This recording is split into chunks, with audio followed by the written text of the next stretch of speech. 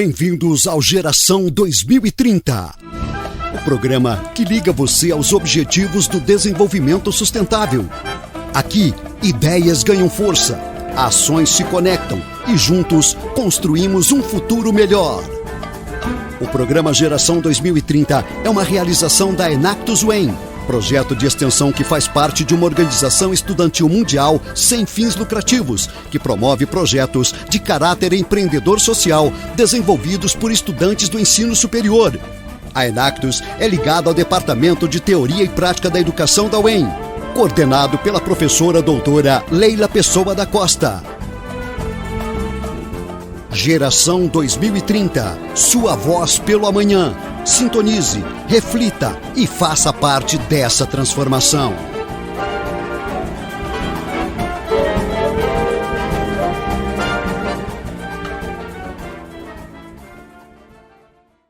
Bem-vindos ao Geração 2030, o espaço onde discutimos grandes ideias, conectamos ações e inspiramos transformações.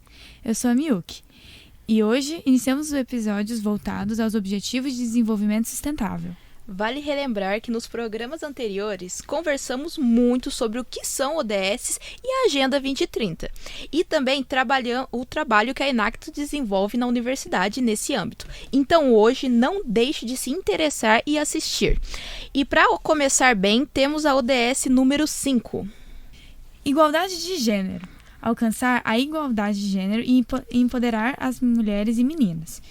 A gente também acabou trazendo alguns dados aqui para a gente mostrar a importância desse episódio e o porquê que a gente quer discutir isso mais amplamente. Primeiramente, de acordo com o IBGE, mulheres recebem, em média, 22% menos que os homens. Na política, as mulheres também ocupam cerca de 15% das cadeiras na Câmara dos Deputados. Em 2022, 46,7% das brasileiras sofreram assédio sexual, um aumento de quase 9 pontos percentuais em relação a 2021. Em uma pesquisa de 2023 do Datafolha, encomendada pelo Fórum Brasileiro de Segurança Pública, mais de 21 milhões de brasileiras sofreram algum tipo de agressão nos últimos 12 meses. E também no Brasil, o percentual de mulheres que sofreram alguma violência ao longo da vida por parceiro ou ex-parceiro é superior à média global, sendo 32,4% contra 27%, de acordo com um relatório recente da Organização Mundial de Saúde. E hoje, para falar sobre essa ODS, a ODS número 5, a gente trouxe uma convidada muito especial, a professora doutora Gráucia Valéria Pinheiro. Eu gostaria que a senhora se apresentasse aqui, falasse um pouquinho da senhora para o nosso público. Bom, conforme você apresentou, eu sou Gláucia Brida, sou professora do Departamento de Psicologia aqui da UEM e atualmente eu sou coordenadora, do Núcleo Maria da Penha, o NUMAP da UEM, e também sou coordenadora adjunta do Observatório de Violência de Gênero da UEM, sou também orientadora no projeto Mulheres em Empoderamento, que a gente chama carinhosamente pelo pedido de Empodera, e também coordeno lá na Clínica Escola um serviço chamado SOMAR, Plantão e Atendimento Psicológico para Mulheres em Situação de Violência. Então, ultimamente eu venho trabalhando aí nos últimos 20 anos com essa temática das mulheres em situação de violência, aliás, mulheres e meninas. Perfeito, professora. Primeiro eu queria iniciar entendendo o que é o Observatório de Violência de Gênero da UEM.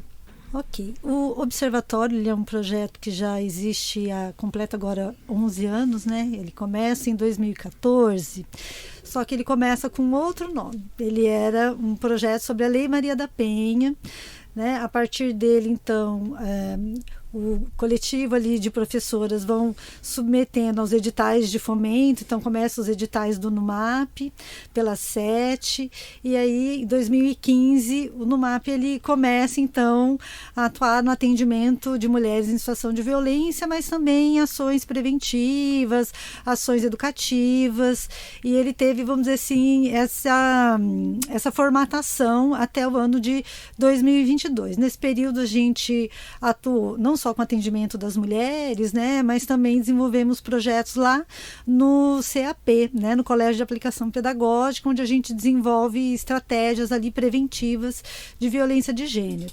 Em 2022, teve uma mudança nas diretrizes do NUMAP, né, pela 7, em que se priorizou a assistência jurídica. Por conta do objetivo do observatório, né, aliás, na época do projeto sobre a Lei Maria da Penha ser mais amplo, envolver práticas ali preventivas, a gente então mudou, para não mudar o objetivo, a gente mudou o nome do projeto e transformou então o projeto sobre o Núcleo Maria da Penha, ele se transformou então em Observatório de Violência de Gênero, já que ele era um projeto interdisciplinar, com várias áreas. A gente tem áreas das artes visuais, comunicação, além da psicologia e do direito, que eram áreas só contempladas apenas no NUMAP, né? Então, ele foi se tornando um projeto guarda-chuva, a partir do qual as professoras que participam, né? O observatório é coordenado pela professora Krishna Mirel de Andrade, do Correia, que é do DDP. Então, a partir desse projeto guarda-chuva, a gente tem outros projetos, principalmente na área mais de prevenção à violência. Vale lembrar, né, a professora Krishna, a atual diretora da DEX, né? E qual que é a relação desse projeto, né, o observatório, com a ODS 5? Isso, então o observatório, ele tem, né, o NUMAP, ele é vinculado, né, o NUMAP, ele está muito mais relacionado ao ODS 16, que é de acesso à justiça, né, na medida que se prioriza mesmo a assistência jurídica de mulheres em situação de violência, né, embora a gente entende que acesso à justiça não é apenas acesso ao setor do judiciário, acesso à justiça é acesso à justiça social, porque não adianta uma mulher em situação de violência se ela só tem acesso ali é um processo, né? Se ela não tiver onde morar, se ela não tiver renda, então algumas condições ela não vai, né? Ela vai acabar continuando na situação de violência. Então, por isso que a gente mesmo no NUMAP, né, que é um projeto que tem esse objetivo de promover o acesso à justiça, a gente busca promover o acesso à justiça social. Então, a gente faz um trabalho articulando as diferentes políticas públicas, né? A gente mapeia as vulnerabilidades dessa mulher no sentido, né, dela ser assistida nas suas demandas, além das demandas jurídicas, né, para assim poder ter um efetivo enfrentamento à violência. Nesse eixo, que é o eixo preventivo, que a gente fala da Lei Maria da Penha, aí a gente tem o Observatório de Violência de Gênero e também o projeto Empodera. Então, ali a gente realiza, né, ações de mobilização, de produção de conteúdo, né, conteúdos informativos, porque a gente precisa de, na verdade, promover uma cultura de igualdade, né? Então a gente desenvolve materiais nesse sentido e também a ação que a gente continua realizando lá no CAP, né? Essa ação no CAP ela é feita junto com bolsistas, né? A gente tem um projeto aqui de pesquisa na PPG com bolsistas do ensino médio, que são alunas do CAP, e esse projeto que a gente desenvolve na escola já ganhou um prêmio nacional do CNPq em 2023, né, por conta de um jogo que a gente desenvolveu para se trabalhar sobre igualdade de gênero na escola e enfrentamento à violência contra as meninas. Então, assim, o trabalho preventivo acaba sendo muito mais o foco aí, tanto do Empodera quanto do observatório, ainda que o NUMAP seja vinculado também ao observatório. Nossa, muito legal, professora. E sobre o NUMAP e o Empodera, que são esses dois projetos que você já citou, como que eles foram idealizados? Qual que foi esse começo, a origem? Bom, o NUMAP, ele começa com a professora Isadora Vieira Machado e a professora Krishna, né? Ele começou, vamos dizer assim, a nascer ali em 2014, é quando o projeto ele é escrito, submetido aqui, né, no SGP, e começam a surgir os editais, né? Já tinha o NUMAP na UEL, né? Então a gente hoje são 12 NUMAPs no Paraná todo, nós somos o segundo NUMAP, né? Então já tinha o NUMAP na UEL, aí com o edital a gente submete, né, pleiteia, começa o NUMAP aqui na UEM, embora cada um desses NUMAPs eles Então, numa região, né, num território que tem a sua especificidade, cada lugar tem uma rede diferente, é composto também por professoras que têm uma experiência diferente. Então, desde o início, as diretrizes do nosso, né, trabalho têm sido a interdisciplinaridade. Então, assim, começa com o direito, mas aí já vai convidando o pessoal da psicologia, a gente já vai articulando também com o serviço social, porque durante um período a SET, ela previa, né, nos seus editais que tivesse não só a área do direito, né, mas permitir um número maior ali de disciplinas científicas, de áreas profissionais. Então, a interdisciplinaridade sempre foi uma diretriz que a gente seguiu desde o início, sempre foi um coletivo de professoras, a gente se reveza ali na coordenação, né? Então, no MAP ele vai surgindo assim, acho que a partir dessas diretrizes da interdisciplinaridade, da interseccionalidade, né? A gente entende que as mulheres não são universais, então desde o início, grupo de estudo, formação continuada, né? A leitura, né? De ter sobre não só sobre violência de gênero, mas sobre os estudos de gênero, que busca entender de que maneira o racismo, o capacitismo também interfere, não é, no enfrentamento à violência. Então, assim, esse coletivo de professores começa lá em 2014, 2015, com um grupo de estudo que a professora Isadora e a professora Krishna tinham. Ele vai, então, depois, a partir do NUMAP, né, e dos editais, a gente foi crescendo, agregando outras pessoas, mas sempre mantendo essas diretrizes, né, da interdisciplinaridade, da interseccionalidade, né, a partir das contribuições dos estudos de gênero e também da intersetorialidade, né? Como a gente também vai pensando que o enfrentamento não se faz com um único setor, né? Ele vai se fazendo com vários. De lá para cá, a equipe foi aumentando muito, né? Assim, número de bolsistas. Quando a gente começou, o número era bem pequeno, acho que a gente tinha, acho que era uma advogada, acho que umas duas ou três bolsistas, eram bem pequeno. Depois foi aumentando a quantidade de bolsistas. Hoje a gente tem, são 5 profissionais graduadas, né? São 4 advogadas, uma psicóloga, são 4 estagiárias do direito, né? Que são discentes do direito, uma da psicologia, além das orientadoras do direito da psicologia.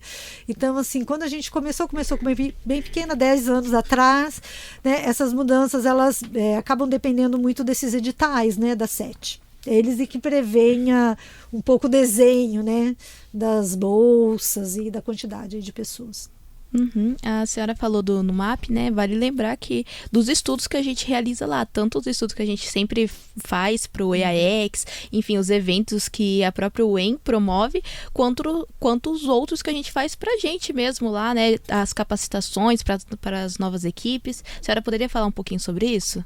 Sim, além da assistência para as mulheres, além também, lógico, de ações de mobilização que a gente faz com os outros projetos, nós estamos dentro da universidade, né, e nós temos uma responsabilidade desde o início com a formação, né? Então, quando a equipe chega, a primeira coisa, a gente tem uma capacitação inicial, que a gente chama, né? Nós temos, ao longo dos anos, desenvolvido protocolos de assistência. Então, na capacitação inicial, a gente estuda, mas a gente também fala sobre esses protocolos, né, para que as pessoas conheçam esses protocolos, que são tecnologias de atendimento que a gente desenvolve.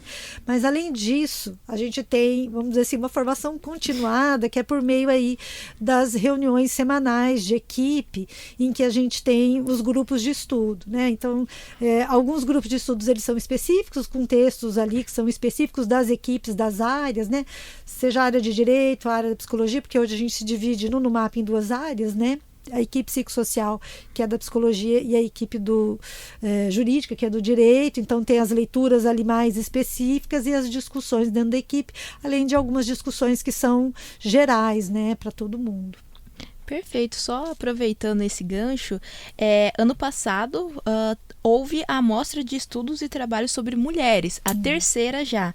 O que foi essa amostra? O que é este evento? Poderia contar um pouquinho para a gente?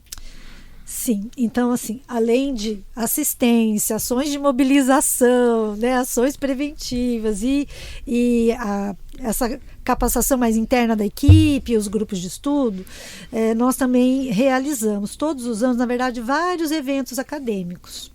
Né? E um evento que é muito importante é a mostra de estudos e trabalhos sobre mulheres da UEM. Então, a primeira mostra foi 24, 23, 22.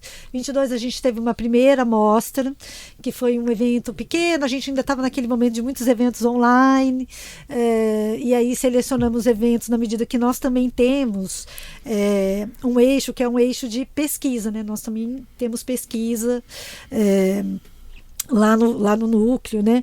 Então a gente foi reunindo, né, as professoras que também têm projetos, e aí fizemos uma pequena exposição desses trabalhos, boa parte desenvolvidos ou no próprio NUMAP ou sob orientação das orientadoras do NUMAP.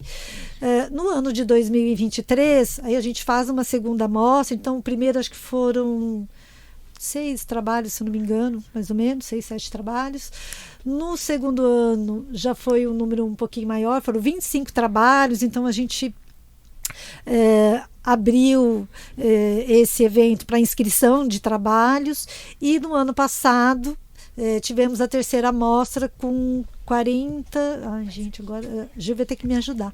46 trabalhos. 46 trabalhos apresentados. Além da mostra de trabalhos que são projetos de pesquisa e de extensão desenvolvidos na UEM, projetos de pesquisa seja da graduação, seja da pós-graduação, a gente também teve uma amostra artística, né, de trabalhos de alunos da graduação, né, que puderam expor as suas obras, né? Então, assim, cada ano a gente vai crescendo, e no final da mostra, no ano passado, nós discutimos na mesa de encerramento que esse seja um evento da UEM, porque nós estamos na universidade que mais tem mulheres que publicam, né? Então é uma forma da gente apresentar os trabalhos que são desenvolvidos aqui. Muito obrigada por falar da amostra, tudo. E tendo como base não só esse evento, mas outros eventos produzidos pela UEM, como você analisa o avanço das mulheres nessa participação da pesquisa? A UEM é entre as 20 melhores instituições do país, com indicador de impacto científico por mulheres. Como que isso se mostra na sua visão aqui na realidade da UEM? Bom, primeiro, acho que cabe a gente pensar o quanto é muito difícil para as mulheres a carreira acadêmica, né? Assim, difícil no sentido dos desafios que as mulheres enfrentam, né? Porque esse trabalho, ele é um trabalho que exige muito, né? Não é fácil para as mulheres entrarem na pós-graduação. Eu lembro na minha entrevista de admissão na pós-graduação, um dos entrevistadores sabia que eu era mãe, me fez uma pergunta: como é que eu ia fazer tendo uma criança pequena? Isso nenhum pesquisador homem escuta, né? Então, assim, é muito desafiador, né? Porque ainda se entende que o lugar da mulher é o lugar do cuidado, né? E quando ela se insere nesse ambiente, né, que é um ambiente acadêmico, então não se leva em conta, né, de que se ela é responsabilizada por todo o cuidado, então ela também tem que ser amparada nesse sentido, né? Por exemplo, se uma mulher engravida, né, até pouco tempo atrás, ela não tinha licença, né? Então, assim, ela é muitas vezes exigida como alguém que não é responsabilizada pela sociedade. Eu estou dizendo responsabilizada porque essa não é uma responsabilidade natural, né? Responsabilidade pelo cuidado de todas as pessoas, né? Em especial de quem tem uma criança, de todo mundo que está ali com a criança, mas é ela que vai ser exigida, né? E ela acaba tendo muitas dificuldades por conta disso, né? Porque lá ela vai sendo exigida como se ela não tivesse essa responsabilidade, como se ela inclusive não tivesse a capacidade de estar ali, né? Muitas vezes ela é questionada por que ela está nesse lugar, em especial se ela estiver numa área que é dominada em termos numéricos por homens, né? Vamos dizer, dominada no sentido de você ter um número maior ali. Então, assim, as mulheres ainda enfrentam muitas dificuldades, muitos preconceitos. Então, assim, ter esse número, né, aqui, sabendo que essa é uma dificuldade em todo lugar, no mundo todo, inclusive aqui, né, a gente fica pensando como que a gente conseguiu chegar nesse número, né? Fico me questionando, assim. Então é lógico que a gente fica muito feliz, né? Mas por um outro lado, são muitos os desafios, né? E a gente precisa de ter estratégias para que elas estejam numa situação de igualdade, né? Para conseguir, né? Esses números poderiam ser maiores ainda, né? Porque é isso.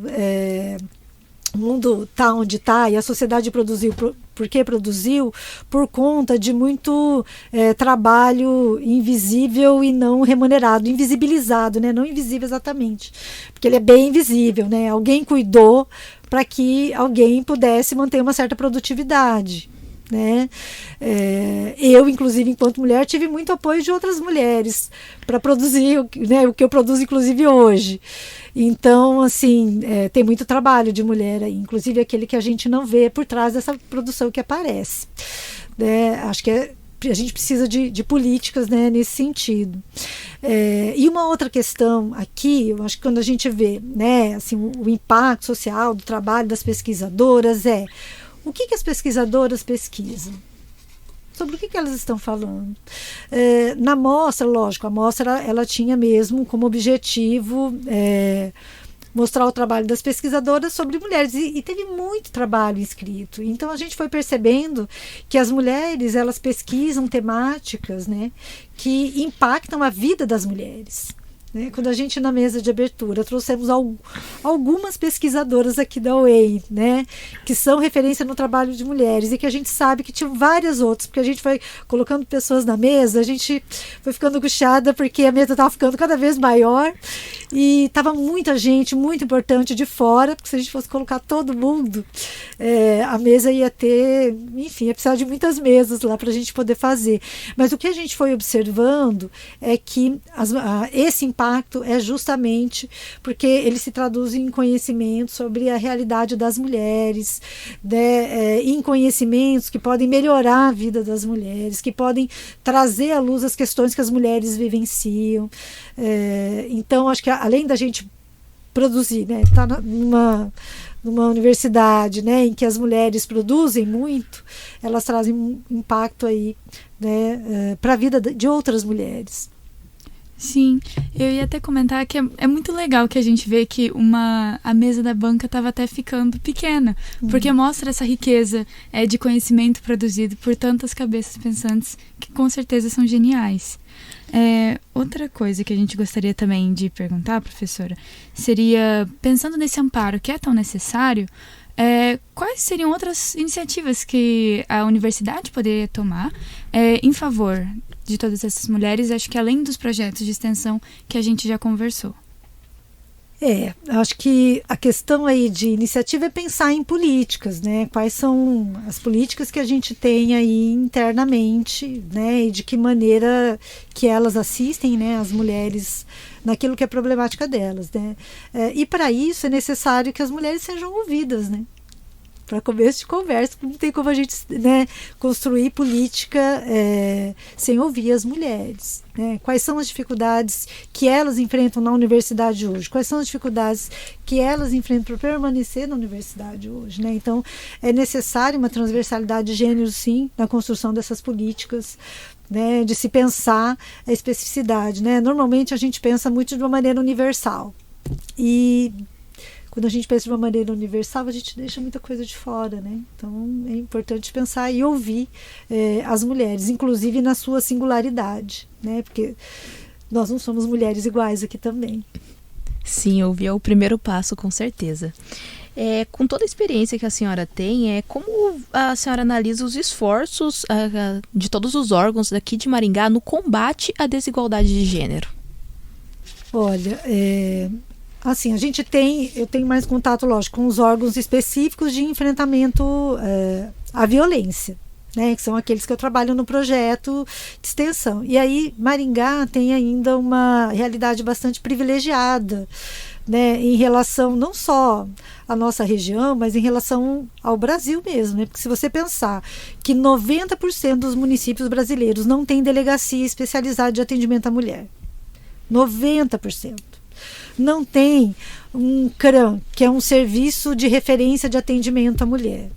Então, em relação ao enfrentamento à violência, a gente tem vários serviços especializados. A gente tem Patrulha Maria da Penha, né, que é uma patrulha da Guarda Municipal, mas também a gente tem aí agora Polícia Militar também, já construindo sua patrulha. A gente tem delegacia especializada, temos serviço de referência especializado, temos uma Secretaria de Política para as Mulheres, né? Então, assim, não é uma realidade em muitos municípios. Então, aqui em Maringá a gente tem nesse sentido, né, a gente tem, é lógico, tem muita coisa para fazer, não estou dizendo que isso é o ideal, está tudo resolvido, a gente não precisa de fazer nada, mas a gente tem, eu acho que o mínimo a gente tem em relação para o atendimento das mulheres em situação de violência, né? Mas é lógico que tem bastante coisa. Por exemplo, a questão mesmo de habitação é uma dificuldade que muitas mulheres enfrentam, né? E que as vulnerabilizam para, né, para manutenção de uma situação de violência, porque quem não tem para onde ir se mantém. Então, é necessário ainda, mas a gente acho que tem pontos de partida, né? Pelo menos aí de política, mas falta ainda bastante investimento. Eu espero que melhore aí, né, ao longo do tempo. Como a senhora falou, Maringá seria ali uma exceção, né, nessa questão. Mas, assim, de uma forma mais geral, mais ampla, o debate ainda sobre igualdade de gênero ainda gera resistência, né? Tanto Sim. que é um dos objetivos a serem alcançados, objetivo 5, igualdade de gênero. Uhum. O que podemos fazer como sociedade em si para promover mais essa discussão, para fazer essa mudança na cultura? Quando a gente pensa assim, o enfrentamento à violência, ele é uma questão assim que até se pauta, né? Mas o que está justamente, né, na raiz da violência são as desigualdades de gênero. Então, assim, não adianta só a gente ter equipamentos, dispositivos, né, especializados de atendimento lá, né, lá na ponta do enfrentamento à violência, se a gente não faz esse trabalho aí de enfrentamento dessas desigualdades. E as desigualdades de gênero, ela atravessa a vida das mulheres em todos os contextos. Então, esse é um enfrentamento que tem que ser feito em todo lugar. Então, ele faz na educação, desde lá a educação básica, né? Então, assim, será que a gente tem uma educação voltada para a equidade de gênero? Será que a gente tem mesmo?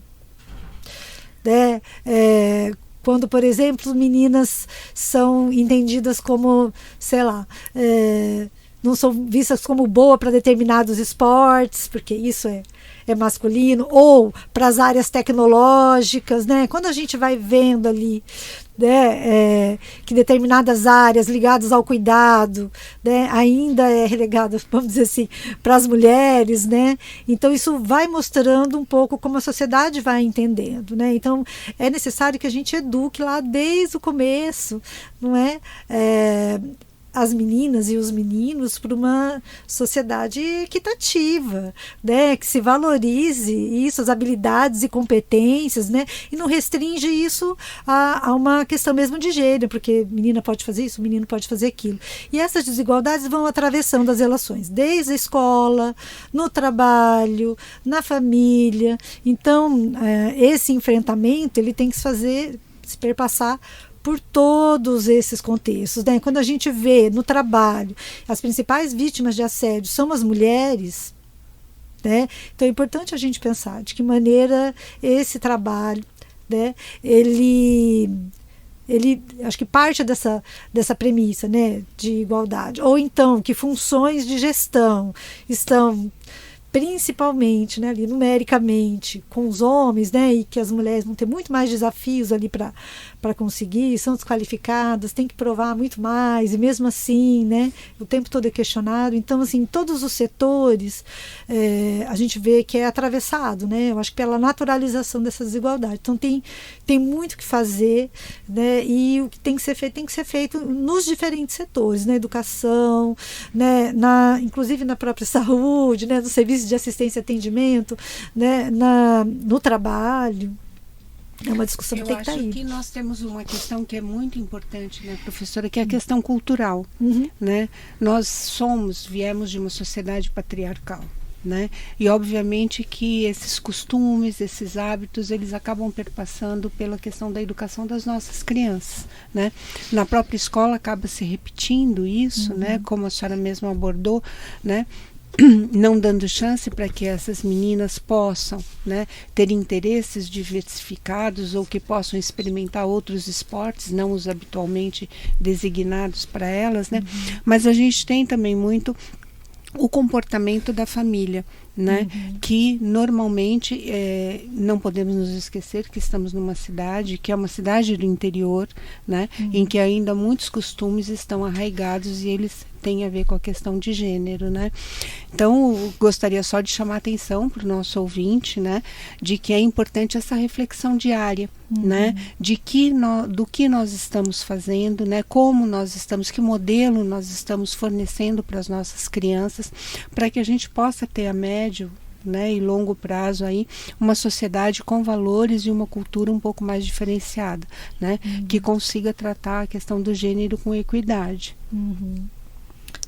Exatamente. Essa formação, a gente acaba falando das políticas públicas, aqui na universidade a gente trabalha mais com elas, mas de fato, né, tá na nossa cultura, e a família tem um papel muito importante, né, na formação das pessoas, né, na construção da sua própria identidade, de como ela se vê no mundo e do lugar que ela entende que ela pode ou não pode alcançar.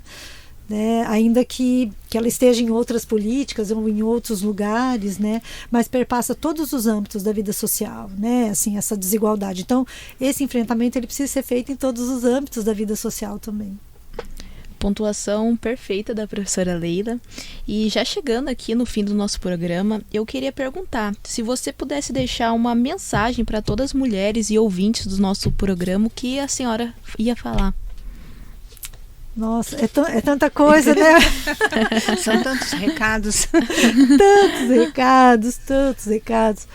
Olha, acho que a gente tem um caminho ainda pela frente, né? A gente está no meio no meio, não sei, né?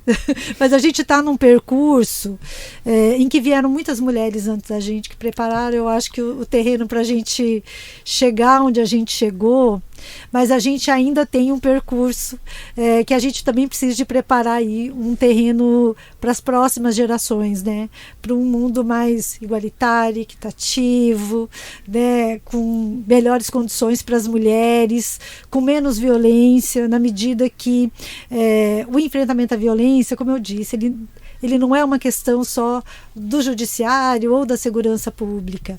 Ele se faz nessas ações ali do dia a dia mesmo, né, de casa. Então, na nossa relação com as outras mulheres, né, na medida que a gente vai reconhecendo, empoderando, né, as outras mulheres, ajudando também que elas cheguem lá, né, que elas consigam, eu acho que explorar todo o seu potencial. Aí sim a gente vai ter um mundo melhor para as mulheres. Com certeza. Bem, finalizamos por aqui. Um agradecimento a todas as participantes do programa de hoje, principalmente a professora Gláucia pela presença. Agradecemos também ao apoio da Rádio UEM.